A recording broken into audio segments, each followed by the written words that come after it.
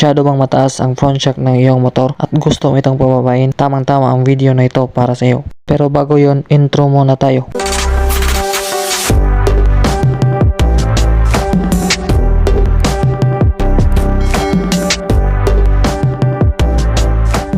Kung ikaw ay may mabuting puso, paki-subscribe naman sa channel ko. Maraming salamat sa inyong suporta mga master. May kanya-kanya tayong rason kung bakit natin kailangang pababain ang ating front shock, di ba? Sa akin naman yung personal reason ko talaga, talagang mababa talaga yung height ko. Nasa 4 flat lang yung height ko.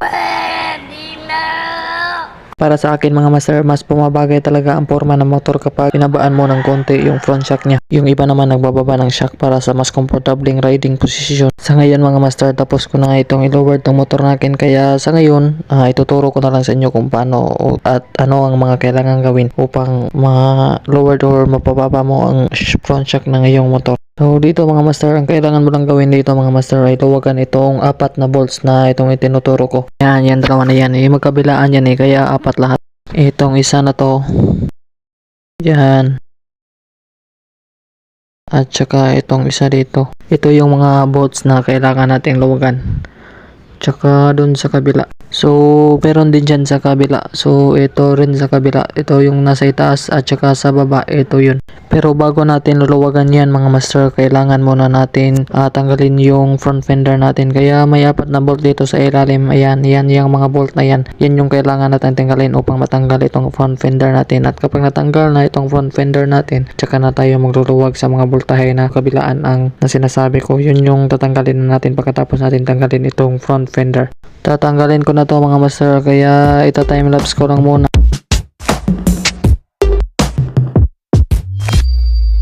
Habang naghihintay mga master, baka naman pwede nyong isubscribe yung aking channel.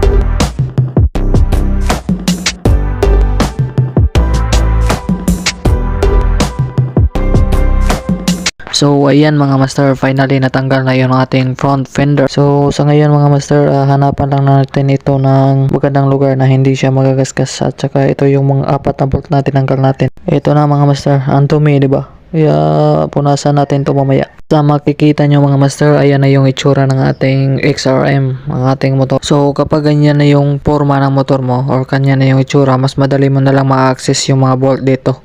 So paalala lang mga master, hindi ako mekaniko at saka ordinaryong rider lang ako na may konting natutunan din naman sa mga motor. Tinanggal ko lang tong front fender ng aking motor mga master dahil ang tools na gamit ko is ito. Iwan ko pa kung anong tawag dito. Basta ito Y ba yan or T. Paki-comment na lang si baba mga master kung ano ba talaga ang tawag dyan. Basta yan. Kasi hindi ko ma-access yung bolt kapag hindi ko tinanggal yung front fender ng motor ko.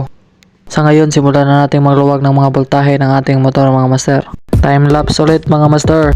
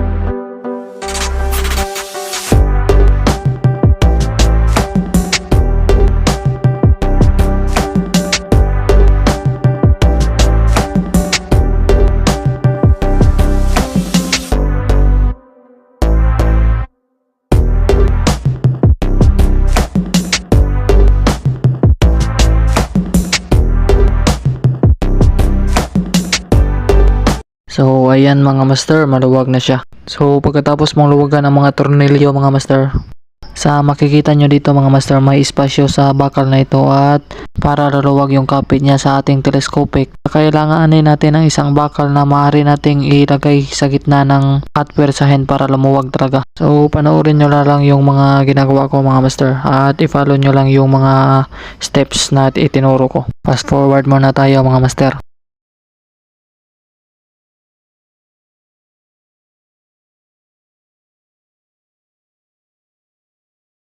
Pag naluwagan mo na ng maayos ang mga tornilyo mga master at yung bakal na gumagamit sa telescopic natin, simulan mo na yung pagdiin sa motor mo pa ibaba. Yan katulad sa ginawa ko. So nakadepende na yan sa inyo mga master kung ilang inches ba yung kailangan nyong ibawas sa front shock ng inyong mga motor. At kapag nakuha mo na ang tamang sukat, simulan mo na ulit ang paghigpit ng mga tornilyo at isauli yung front fender ng motor mo. So yun lang muna ang tutorial natin ngayon mga master. So kung nagustuhan nyo ang aking video na ito, pag-subscribe ng channel ko mga master. Maraming salamat.